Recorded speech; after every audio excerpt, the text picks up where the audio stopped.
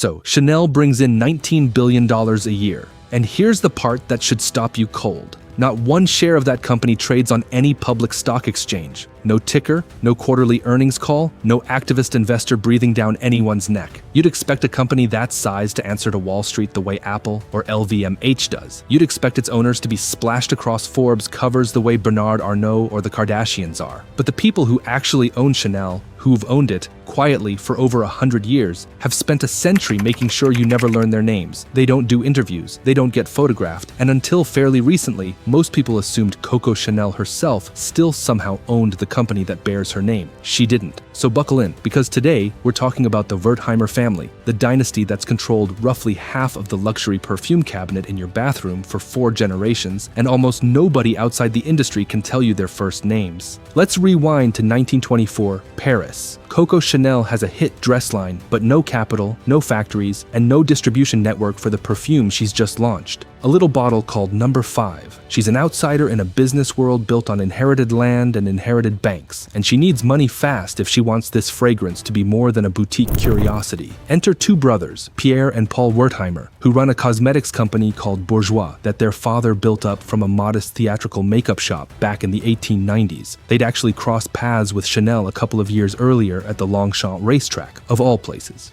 Pierre was an obsessive horse breeder even then, and it turns out betting on horses would end up funding one of the great perfume empires of the 20th century, which, I mean, you couldn't write that if you tried. The brothers agreed to fully finance production and distribution of Chanel No. 5 worldwide. In exchange, they take 70% of the new company, Société des Parfums Chanel. Chanel gets 10% for her name. And a third partner, Théophile Bader, the man who founded Galeries Lafayette, takes the remaining 20% for setting up the introduction in the first place. Now, here's the invention that actually matters in this story, and it's not the scent, it's the structure. The Wertheimers didn't just fund a perfume, they built something closer to a private holding company disguised as a fragrance license, and crucially, they never took the thing public. That's the old world instinct clashing with the new. Everyone else in luxury eventually IPOs, merges into a conglomerate, or sells to private equity. The Wertheimers did the opposite. They kept full control inside the family, generation after generation, refusing outside shareholders even when it would have made them unimaginably richer, unimaginably faster. It's a strange kind of radical patience, and it's the entire reason nobody talks about them the way they talk about Arnault.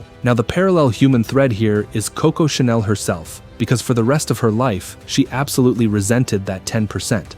She spent decades trying to renegotiate, suing, threatening to launch a rival perfume just to force the Wertheimers back to the table. And during the German occupation of Paris, she even tried to use Nazi Aryanization laws to seize the company outright, since Pierre and Paul were Jewish. It didn't work, because Pierre had already quietly transferred his shares to a non-Jewish business associate before fleeing to New York. Eventually, in 1947, the 2 sides settled. Chanel got a far more generous royalty and had her expenses covered for life, but real control, the actual ownership, stayed exactly where it had been since 1924, firmly with the Wertheimers. And hey, quick pause. If you're the kind of person who finds this stuff genuinely fascinating, the hidden ownership behind the brands you use every day, go ahead and subscribe. It genuinely helps this channel keep digging up stories like this one. Okay, back to the family tree, because things get shakier after Pierre. Let's put some numbers on just how big this quiet empire actually got. Chanel today generates around $19 billion a year, comparable to the annual revenue of a company like Netflix. Alain and Gerard Wertheimer, Pierre's grandsons, are each worth somewhere in the neighborhood of $40 billion, putting their combined fortune close to 80 or 90 billion. Richer than most celebrity-founded empires you could name. Beyond the fashion house itself, the family runs one of the largest thoroughbred racing and breeding operations in the world, over 100 horses stabled across Chantilly, Normandy, Kentucky, and California, under the name Wertheimer et Frères. They also own vineyards in Bordeaux and Napa Valley, plus an art collection stacked with Picassos and Matisses that they've never once allowed to be photographed or loaned to a museum. That secrecy isn't an accident, by the way. It's basically the family's actual business strategy. So how does a family stay this dominant for 100 years without ever selling equity? The mechanism is deceptively simple. Reinvest everything, borrow almost nothing, and never let outsiders near the boardroom. When Coco Chanel died in 1971, the house nearly collapsed into irrelevance through the 70s, dismissed as an aging relic. Pierre's son, Jacques Wertheimer, who'd inherited leadership, was eventually pushed aside. The family board effectively declared him incapable of running things, and control passed to his son Alain, still in his 20s at the time. That's basically a corporate coup, except it happened entirely behind closed doors with no press release. Alain rebuilt manufacturing and distribution in-house, and in 1983 made the single boldest bet of the modern Chanel era, hiring a relatively unproven German designer named Karl Lagerfeld as creative director, giving him what Lagerfeld himself later called the best contract in the world: total creative freedom, zero interference. That bet alone turned a fading couture house back into a global cultural force. From there, the empire spreads geographically the same way old money always does, quietly. Alain relocates to New York, running the fashion and fragrance side from Manhattan, while living, by most accounts, a fairly unglamorous daily life for a billionaire. Gerard takes the racing and wine operations, splitting time between Geneva and California. Neither courts the press.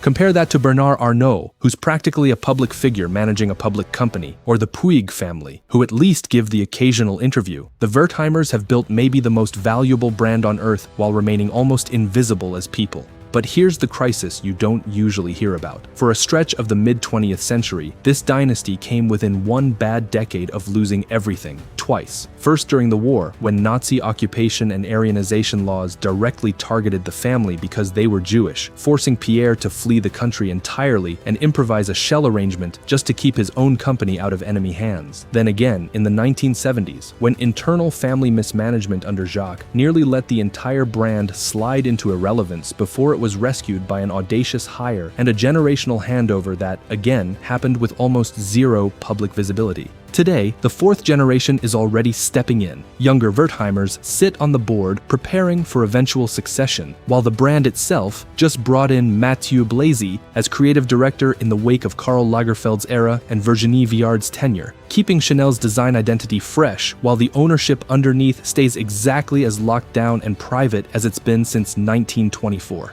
Now look, this video is focused a lot on the mystique of staying private and quiet, but it's worth being honest about what that secrecy actually enables. A family controlling tens of billions of dollars in wealth with zero public shareholder scrutiny also faces essentially no public accountability for how profits are distributed, how labor is treated further down the supply chain, including the jasmine and rose pickers in Grasse, whose wages have historically lagged far behind the price tag on the finished bottle, or how the company's own wartime history, including Chanel's attempt to exploit anti-Jewish laws against the very family that owned her business, gets discussed at all.